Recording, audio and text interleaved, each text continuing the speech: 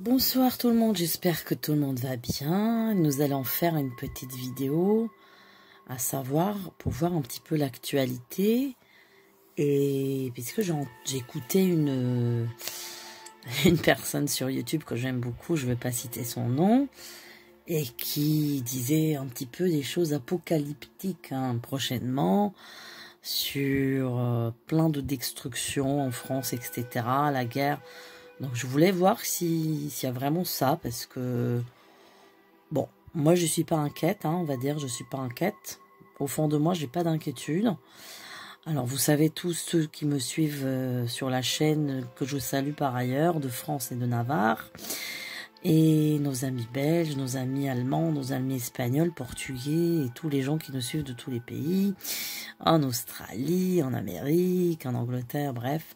Eh bien, tous ceux qui me suivent depuis 2017 savent que j'ai beaucoup traité le sujet du Proche-Orient et je vous ai dit que en 2024, je craignais une guerre là-bas. Alors, j'ai pas dit guerre internationale ou troisième guerre mondiale. Bon, alors, on va quand même voir parce que c'est vrai que ça paraît un petit peu... Bon, ça paraît un petit peu inquiétant, mais bon, on va quand même voir si s'il y a vraiment un risque ou non. Alors, on va un petit peu se concentrer, puis après, on va faire un petit peu un tour sur deux élections, à savoir en Argentine et aux Pays-Bas. Voilà.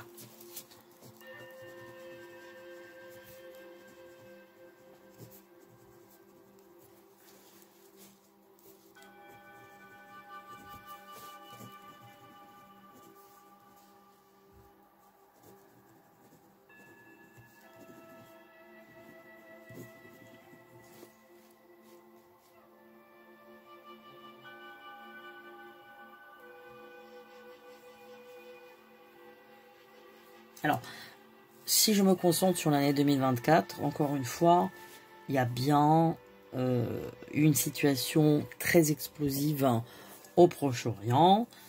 Parfois, les journalistes disent Moyen-Orient, je ne comprends pas pourquoi. Pourtant, c'est des journalistes savants qui ont fait Sciences Po, etc. Moyen-Orient, ben, quel rapport? Moyen-Orient, c'est le Proche-Orient. Bon, il faut bien nommer les choses telles qu'elles sont. Bon, alors, donc, il y a bien une situation pour l'instant, il y a quand même un calme plat pour l'instant. Là, les choses sont un petit peu... on va dire je t'aime, moi non plus. Vous voyez, c'est un peu ça. Les rapports qui se passent actuellement.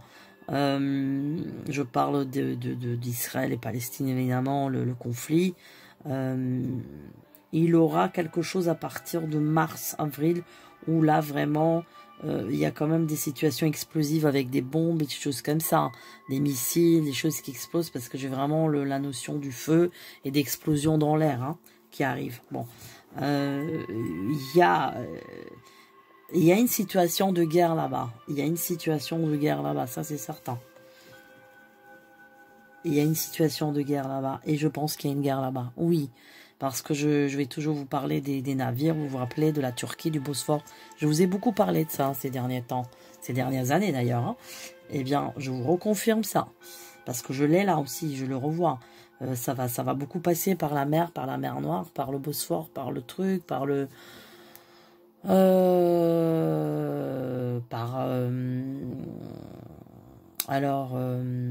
canal du Suez et les trucs, ouais, il y aura pas mal de mouvements dans tout ce coin-là, tout ce qui est maritime, tout ça.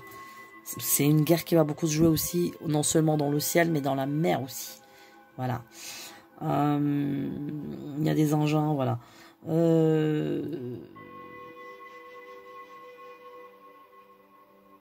Mais en fait, c'est un conflit qui va quand même se résoudre à un moment donné. Pas sur cette année, pas sur l'année prochaine, évidemment.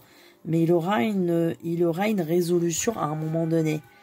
Alors, je ne vais pas vous annoncer du temps, d'années. Moi, j'ai vraiment... Enfin, j'ai envie de dire 3 ans. J'ai envie de dire 3 ans. Mais il y a une résolution du problème quand même. Il aura quelque chose qui va se résoudre. Il y a vraiment la résolution qui arrive à un moment donné. Donc, je sais que là, ça paraît vraiment... catastrophique, tout ça. Bon, la France la France ne sera pas impactée. Par contre, en France, et j'affirme et je confirme, rappelez-vous, il y a 3 ou 4 mois, je vous ai dit, la première chose que je vois, ce sont des émeutes. Voilà, c'est ça qui va se passer en France. Là, sur le court terme, hein, on n'est pas sur le long terme. Là, c'est une vidéo du court terme. Hein. Je vous ai fait une vidéo il y a 3 fois en arrière, donc 3 vidéos en arrière, pour le monde futur, hein, pour la suite. Mais là, c'est une vidéo de là. Du court terme, hein, à court terme. Donc, en France, ce que je vois, c'est pas une guerre. Et c'est pas une guerre qui vient de là-bas. Non. C'est des émeutes ici. C'est des émeutes ici. C'est des groupements, c'est des émeutes ici. Oui. Il y aura des mouvements de casse. Il y aura des pillages de magasins encore. Il y aura de saccage. Il y aura de la violence, mais très très forte violence. Bon, tout ça, rien de nouveau, encore une fois, vu que je vous ai déjà dit ça depuis longtemps. Bon. Ça recommence là, les pillages et les émeutes. Là, ça recommence là. Je pense avant la fin d'année pour moi. Hein. Et donc pour moi, il n'y a pas de guerre qui arrive ici. Voilà. Il aura... Moi, j'ai un nouveau mouvement qui va se recréer comme les Gilets jaunes. Je crois que je vous ai dit ça plusieurs fois aussi. Je ne me rappelle plus d'ailleurs, mais il y a tellement d'informations. Mais il y a des mouvements qui vont se créer comme les Gilets jaunes, mais ce ne sera pas les Gilets jaunes. C'est un autre nouveau mouvement, mais c'est des gens beaucoup plus jeunes en fait que les Gilets jaunes. Les Gilets jaunes, c'était un peu des gens cadras, quoi. Cadras génère. Là, ça va être des plus jeunes, beaucoup plus jeunes. Et c'est pas les mêmes revendications, et c'est pas du tout la même... classe de personnes, c'est pas du tout la même chose, on va dire. Et ce sont des mouvements qui vont opérer quand même. Bon, là c'est vraiment violent ce que je vois. Hein. Je vous ai dit, c'est violent. Je vous ai dit ça. Hein. Rappelez-vous quand il y a eu les émeutes de mois de juin, je crois, juin ou juillet. Je vous ai dit, là vous avez encore rien vu, parce que ça va être plus violent les autres. Et donc ça va être plus violent et plus grand, surtout, en ampleur de personnes. Voilà. Donc, regardez, il y a une petite basket qui s'est formée avec la bougie. Elle est marrante cette basket, avec des ailes. Ça me fait penser aux chaussures d'Astérix, c'est trop drôle.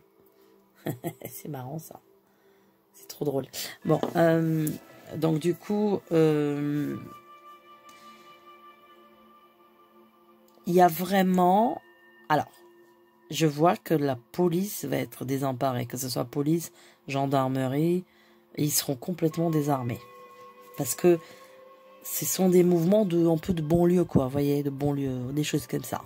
Mais qui prennent l'ampleur, en fait. Donc, je ne peux pas dire que ce soit une guerre civile, je ne peux pas dire que ce soit une guerre, voilà. Mais c'est vraiment des émeutes internes. Voilà. Alors, je ne sais pas, ça va être quoi la revendication de ces mouvements, en fait. En fait, il n'y a pas vraiment de revendication. Autant que les Gilets jaunes, vous avez eu une revendication quand même sociale. Là, ouais, je sais pas trop. En fait, c'est n'importe quoi, en fait. Il n'y a pas de revendication, vraiment.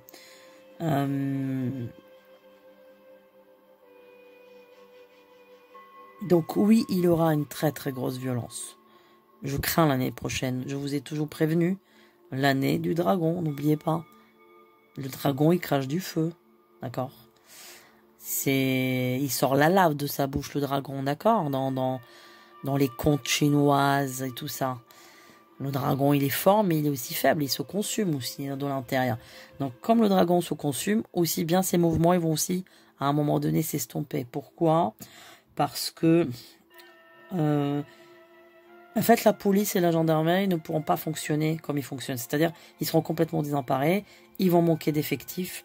Il y a beaucoup de gens qui vont partir de la police et de la gendarmerie. Je vous avais annoncé ça aussi. Rappelez-vous, je ne me suis pas trompé quand je vous ai dit, il y a beaucoup qui vont se mettre en arrêt maladie quand il y a eu les mouvements en juin, que je vous ai d'ailleurs prédit 6 mois ou 8 mois en avance, pour ceux qui n'étaient pas là sur la chaîne. Eh bien... là, il y a aussi beaucoup de monde qui va partir. Hein. Là, ils auront beaucoup de mal à recruter dans la police et dans la gendarmerie. Donc, du coup, ce qui va se passer, c'est que quand il y aura ces mouvements de casse et de saccage, parce que ça va être quelque chose de très grande ampleur et très violent, c'est vrai, ça me fait vraiment peur. Ça me fait... J'ai pas une guerre mondiale là qui arrive en France. Mais ça, par contre, ça me fait peur. Alors, donc en fait, ce qui va se passer, c'est que quand ces mouvements vont opérer, vu que la police française ne pourra pas intervenir, pas d'effectifs et pas trop de violences qui vont être préconisées, eh bien, il y aura un renfort de policiers étrangers. Je les vois beaucoup en uniforme sombre. Donc j'ai comme l'impression que ça peut ressembler aux policiers, je crois, belges ou je ne sais pas de quel pays. Mais en tout cas, il y aura une intervention extérieure à la France. Un pays extérieur va aider la France ou bien c'est carrément l'Europe. L'Europe, la com européenne qui va envoyer un renfort. Et une fois que ça va être fait, il y aura un balayage de tout ça, un nettoyage, hein, je vous le dis. Hein. Donc il y a beaucoup qui vont être coffrets, ça c'est certain. Et franchement, il y aura une intervention extérieure de la France qui va aider la France pour qu'elle puisse s'en sortir. Parce qu'autrement, autrement, c'est l'anarchie qui arrive. Voilà. Et ces mouvements d'anarchie, ça fait un moment que je les vois aussi. Hein. Je sais qu'il y a plein d'autres voyants qui les voient. Enfin, ça se regroupe un peu, mais moi, ça fait des années que je vous parle de ça. Hein. Des années et des années. Ça fait, je vous rabâche ça depuis très longtemps.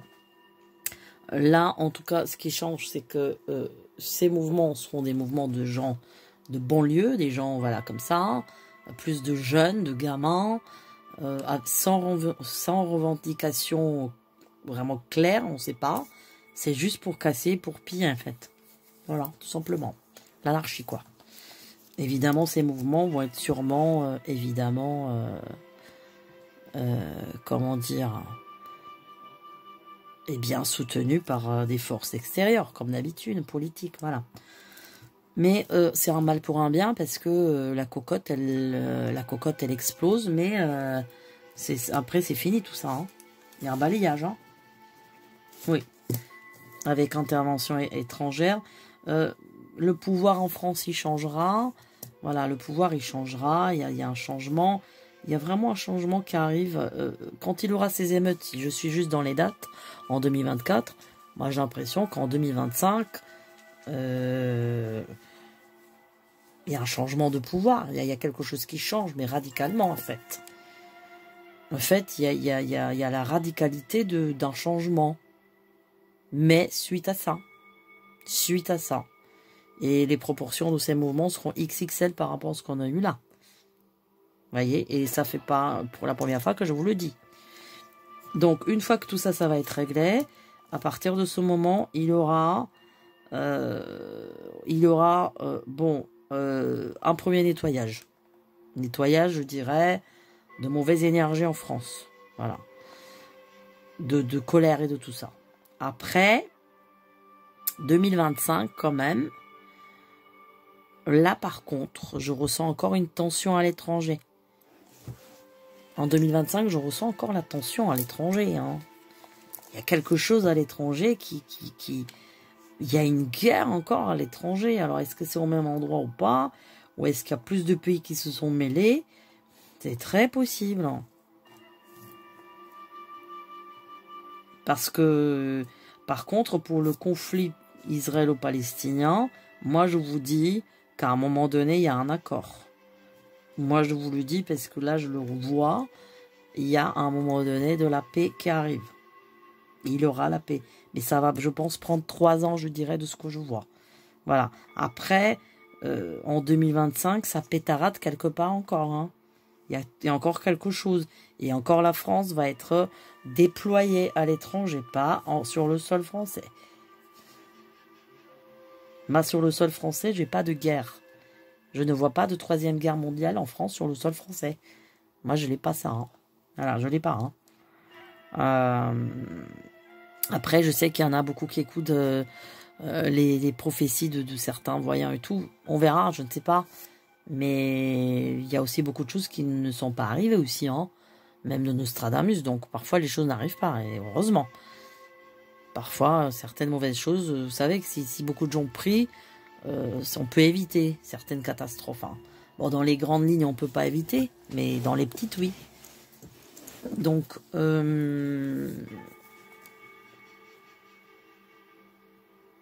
Alors, c'est vrai que l'année 2030, il y a quelque chose de... En fait, il y a quelque chose de sombre que je vois. Comme je vois un peu des années de ténèbres. Mais attention à ce que je vous dis. C'est-à-dire, ça c'est global, c'est mondial. Et une fois que ça va être passé, alors c'est pas des années de ténèbres, mais il y a à un moment donné quelque chose qui me paraît sombre. Alors je sais qu'on a beaucoup parlé de ces 3 nuits de... 3 nuits de... Comment ça s'appelle? De ténèbres, quelque chose comme ça. Bon, est-ce que c'est ça ou pas? Je ne sais pas. Mais en tout cas, je crois que je vous ai dit ça dans la vidéo là que je vous ai fait de la fin du monde. Il y a quelque chose de sombre à un moment donné. Il y a un assombrissement. Alors, j'ai entendu dire aussi que si... vous vous rappelez-vous, on a parlé de Yellowstone. Yellowstone qui, je vous avais dit par voyance, parce que je n'étais même pas au courant, qu'en dessous, il y a des choses vraiment très curieuses qui se passent. Donc, apparemment, j'ai entendu ça de quelqu'un de proche qui m'a dit ça récemment, que si, apparemment, il y a un volcan en dessous. Alors, vous savez, moi, je me renseigne pas trop sur ces choses-là, parce que j'ai déjà pas le temps. J'aurais bien voulu avoir beaucoup de temps pour me renseigner et lire, mais bon... hélas, on n'a pas 24 heures, c'est très court. Hein. Et il faut dormir en plus. Si on pouvait ne pas dormir, ce serait bien. Donc, si Yellowstone explose en dessous, il paraît que la poussière de ce que ça va dégager, ça va assombrir même, on pourra même plus voir le soleil. Je ne sais pas si vous avez entendu ça. Donc, c'est quand même assez curieux et assez étonnant. Donc, en fait, la poussière, elle pourra même... Elle va tellement monter en haut qu'on ne verra pas le soleil. Bizarre, hein? Moi aussi, j'avais du mal à le croire, mais bon. Alors, c'est vrai qu'il y a quelque chose de sombre. Et ensuite, j'ai un nouveau monde, moi, qui vient. C'est pour ça que je vous dis, j'ai un nouveau monde qui vient par la suite. Hein. J'ai un nouveau monde qui vient par la suite, ouais. C'est étonnant, hein? Je sais que c'est étonnant, mais il y a un nouveau monde qui vient après 2030. Oui, il vient après 2030. Il y a vraiment... tout un nettoyage qui va être fait avant, ça c'est certain. Hein. Parce que là, il y a une progression même, je dirais, comment on peut appeler ça, vibratoire. Il y a une progression vibratoire. C'est comme si, je me demande même, alors vous voyez, je vais aller très loin de ce que je veux vous dire, c'est comme si, alors, est-ce que c'est véridique ce que je vous dis au terme physique? Je ne sais pas de physique, mais j'ai l'impression que comme si la Terre, elle change de dimension en fait. La planète Terre, c'est comme si elle se déplaçait. Comme si on se déplace dans le cosmos. Alors je ne sais pas si quelqu'un peut le confirmer de ce que je vois. Mais j'ai l'impression que là, on est dans un cheminement où on se déplace. La Terre, elle va dans... Entre guillemets, je dirais qu'elle va dans une autre dimension. Si on peut appeler ça comme ça. Où on va sur un autre axe dans le cosmos. Moi, j'ai cette notion-là. Je la vois pas être sur la même place. Pour moi, elle se déplace. Pour moi, elle se déplace. Voilà.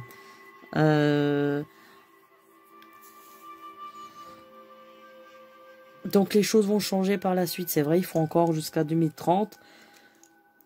La suite va être vraiment différente. La suite va être différente. La suite va être différente. Donc, bon... moi, le Proche-Orient, comme je vous ai dit, moi, j'ai un accord qui arrive à un moment donné. Ouais. Alors, c'est pas maintenant tout de suite. Non, c'est pas tout de suite du tout. C'est pas tout de suite du tout. Parce que les deux parties, apparemment, ne lâchent pas. C'est-à-dire qu'il n'y a pas de compromis possible pour l'instant. Mais il y aura... dans les 3 années qui viennent, il y aura vraiment quelque chose qui va être trouvé. Alors pour l'instant, on me parle pas de ce que ça va être. J'ai pas l'aboutissement de ce que je vois là. Je sais qu'il y a la paix, mais j'ai pas de 2 États. Je sais pas. Là, je l'ai pas. Je l'ai pas en visio. Je l'ai pas en visuel ça. Mais je sais qu'il aura la paix. Je sais qu'il aura la paix. Ouais. Ouais, il y aura la paix. Parce que les deux côtés ne lâcheront pas, ni l'un ni l'autre, hein, ça c'est certain. Aucun des deux côtés va se dégonfler et lâchera. Il n'y a pas. Donc là, pour l'instant, ça va continuer comme ça. Il y aura quand même une intensification du conflit, ça c'est certain, sur 2024. Surtout dans la période printanière, qui peut durer jusqu'à septembre. Ouais, ça peut, moi je pense que ça s'intensifie. Mais il y aura à un moment donné une résolution qui va aussi venir par d'autres pays arabes, qui vont intervenir et qui vont trouver une solution à ce problème. Et finalement, ça va se résoudre, hein. Pour moi, ça va se résoudre. Hein. Ouais. Alors, on a dit que je voulais voir pour l'Argentina, pour Javier Milei. Javier Milei, je sais pas comment ça se prononce. Alors, j'ai vu une fois ce personnage-là, surréaliste et extravagant. Bon, je sais pas ce qu'il vaut. Alors, 22-10, 70, alors l'année du chien. Donc, normalement, ça doit être quelqu'un de bien, si c'est un chien. À moins que c'est un pitbull, hein, mais non, je pense pas. Les chiens, c'est des gens bien. En tout cas, en astrologie chinoise, on peut faire confiance. À 22-10, alors, est-ce qu'il est encore balance? Ou je pense pas que le scorpion est en rentrée. Je pense qu'il est à la fin de la balance, hein, je pense. Hein. Je le ressens plus comme ça que de scorpion. 22, ben, on sait que 22, c'est un chiffre royal en même temps. Alors, 7, 8, 9, 2 et 2, 4. Ouais, chiffre de vie 4. Ok, ben, c'est déjà un bon chiffre. Javier. C'est Don't Cry for Me Argentina. Oui, c'est ça. Hein. Alors, voyons voir. Argentine. Bon, moi je dirais que c'est un peu tout feu, tout flamme. Hein. C'est-à-dire qu'il y a trop de... Il y a trop de paillettes autour de lui, mais finalement, c'est un peu du pipeau, quoi. Hein. On va parler clairement, quoi. C'est qu'il ne pourra pas faire grand-chose, ce monsieur-là. Hein. Parce qu'il va se heurter à des institutions. Donc, ce qu'il a dit, à mon avis, il ne pourra pas le faire. Non, moi, je le vois pas opérationnel. Je le vois pas changer les choses radicalement. Non, du tout. Non, du tout. Il va essayer, mais j'ai l'impression que c'est au-dessus de ses moyens déjà. C'est quelqu'un qui ne sait pas gouverner, premièrement. Deuxièmement, c'est pas un homme d'action, au contraire de ce qu'il fait paraître. Alors, s'il y a des Argentins parmi nous, j'aimerais bien votre avis, évidemment, ou peut-être des Espagnols qui connaissent, parce qu'il y a beaucoup d'Espagnols qui nous suivent. Je salue aussi Michel d'Espagne. Hola Michel, hola.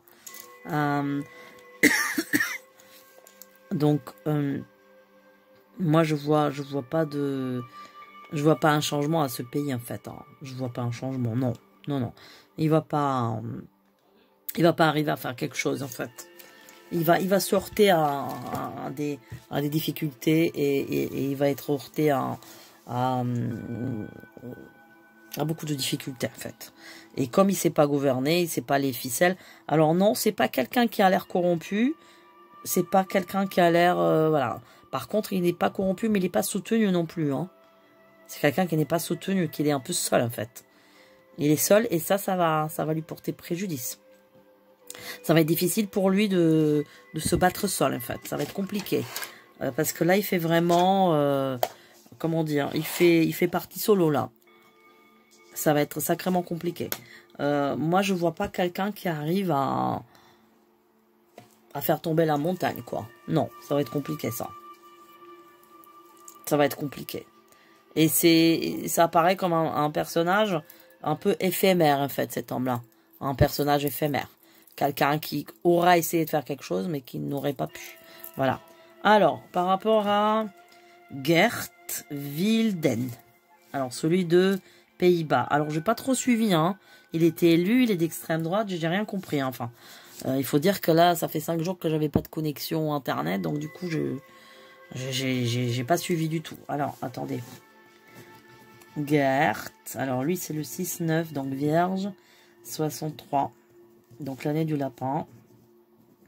J'aime moins ça, hein, les lapins, parce que c'est un peu plus cachotier, quoi. C'est un peu plus peureux, quoi. C'est pas des mauvaises personnes, hein, les lapins, mais ils manquent un peu de courage par moment. Alors, Geert. Ah, je vois, c'est quelqu'un qui est très renfermé en lui. Hein. Chiffre de vie 7, bah oui, forcément. 6, 7, 8, 9, 10, ça fait 1. Et 6, ça fait 7 et 1, 8. Et ça fait 6 et 1, 7, oui, c'est ça. Ouais, chiffre 8 de vie, 7. Là aussi, c'est quelqu'un de très solitaire. Quelqu'un de très solitaire, bon, c'est pas du tout le même caractère que l'autre, on sait. Vierge, solitaire, quelqu'un d'intelligent, ouais. Quelqu'un d'intelligent, très profond, très... Non, c'est un homme qui est bien, celui-là. C'est un homme qui est bien. Moi, je l'aime bien. Mais sa tête, mais pas reconnu sa tête, hein. On avait déjà vu il y a une dizaine d'années, il me semble-t-il. Je sais pas s'il n'avait pas gagné des élections à un moment donné, je sais plus, mais sa tête, ça me dit quelque chose. Alors, ça c'est Pays-Bas, Hollande. Pays-Bas. Okay. Là aussi, il va se heurter à des difficultés extérieures. Ça va pas être facile pour lui. Ça va pas être facile pour lui de gouverner. Non, ça va pas être facile du tout. Il va être déçu. Il y a une... il y a une sacrée déception pour lui, hein. Il y a une sacrée déception, il y a une sacrée désillusion. Mais bon, lui, il est très réaliste. C'est une vierge. C'est une vierge, il faut pas oublier. C'est un réaliste. Donc, il sait tout ça. Rien de nouveau sous le soleil. Moi, j'ai un homme bien. Moi, j'ai un homme bien. Moi, il me plaît plus que le deuxième, en tout cas. L'Argentin. Ça va être difficile pour lui de pouvoir comment dire, restructurer tout et changer le tout. En premier temps, ça va pas être évident. Lui aussi va être aidé par l'étranger, mais en premier temps, ça va être compliqué. Ça va être compliqué pour lui. Ouais, ça va aller mieux sur l'année prochaine, mais là, ça va être dur parce qu'il va se heurter à comment dire, à une hostilité auprès d'opinion publique et aussi hostilité au niveau politique. Voilà, tout simplement. Ouais. Parce qu'il va... En fait, il va vouloir mettre un coup de pied dans la fourmilière, mais ça va être compliqué, en fait. Parce qu'en fait, il va se rendre compte que les choses sont compliquées, hein. C'est pas si simple que ça. Mais quand on dit qu'elle est d'extrême droite, moi, à mon avis, si on le compare à l'extrême droite française, je dirais que lui, il est carrément plus à droite que extrême droite. Hein. Moi, pour moi, c'est pas l'extrême droite, hein, de ce que je vois visuellement. C'est pas vraiment une extrême droite comme on connaît, hein. C'est quand même du light. C'est vraiment du light. Parce que là-bas, dans ces pays-là, la droite, elle n'est pas comme la droite ici, hein. Il faut pas croire, hein. C'est pas du tout la même droite, hein. Ils ont des pouvoirs beaucoup plus light, hein, là-bas, hein. Donc déjà, une extrême droite là-bas, c'est égal à même, je dirais, comment dire, je sais pas comment, enfin vraiment au milieu de la droite, mais plutôt droite modérée, voilà, c'est ça que je voulais dire, modérée. Il va y avoir beaucoup de problèmes dans ce pays, je vous avais annoncé une fois, rappelez-vous.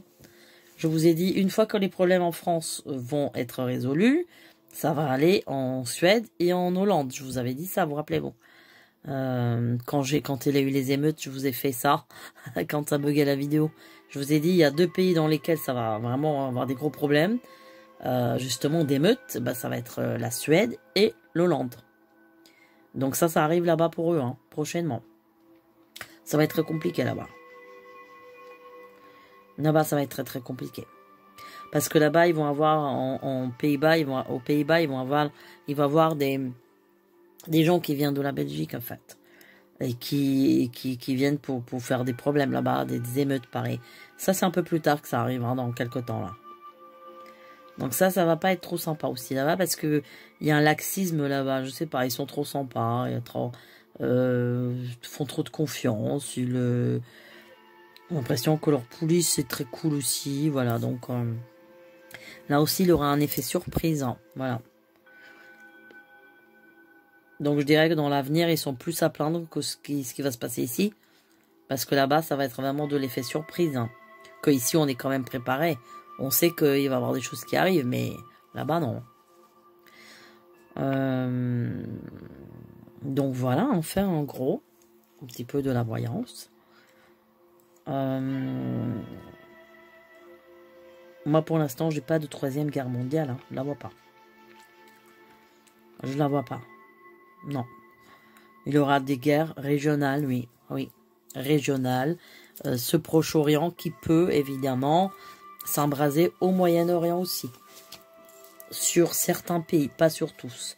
Parce que, à mon avis, là-bas, ils veulent pas rentrer dans des guerres. Il n'y a aucun pays là-bas qui a envie de rentrer en guerre. Hein. Que ce soit au Proche ou au Moyen-Orient. Aucun pays ne veut rentrer en guerre. Tout simplement. Donc,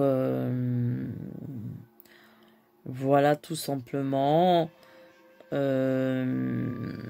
L'Israël va être soutenu par l'Amérique, de ce que je vois là en voyance. Au niveau aussi armement, au niveau des aides. Le côté palestinien, il aura un soutien de certains pays frontaliers, Jordanie, je pense Syrie aussi, hein. Bah, évidemment Liban. L'Égypte, il va pas trop s'en mêler apparemment de ce que je vois là. Ouais. Mais bon, ça restera pour l'instant un conflit vraiment régional. Par la suite, ça va être un petit peu para-régional, mais moi pour l'instant, je vois pas encore de troisième guerre mondiale, des bombes qui pleuvent sur la France ou des trucs comme ça. J'en vois pas hein, pour l'instant. Voilà. Bon bah écoutez, je vous souhaite une excellente soirée. Je vous dis à très bientôt. Si vous avez des sujets intéressants, bah, sans hésitation, vous m'envoyez, il n'y a pas de problème. Je prends toutes les suggestions. Et puis on verra si on va faire ça. Je ferai une vidéo pour les anglophones, une vidéo très courte. Que pour les anglophones. Donc pour ceux qui râlent à chaque fois, gna, gna, gna, pourquoi c'est un Allemand, pourquoi chaque pays a droit d'être vu quand même, non Et puis vous me connaissez depuis le début, moi je fais des vidéos sur les pays étrangers, je m'arrête pas à la France quand même, hein. Il manque plus que ça quand même, hein. Voilà, moi je suis citoyenne du monde, même si je suis en France, bon, il faut quand même aimer tous les pays du monde, hein, tout le globe, hein, voilà. Donc, soyez un peu plus ouverts pour certains, vous inquiétez pas, hein, on fait des vidéos pour la France aussi, hein. Voilà. Et puis, je vous dis à très bientôt, et à très très bientôt. Bye bye.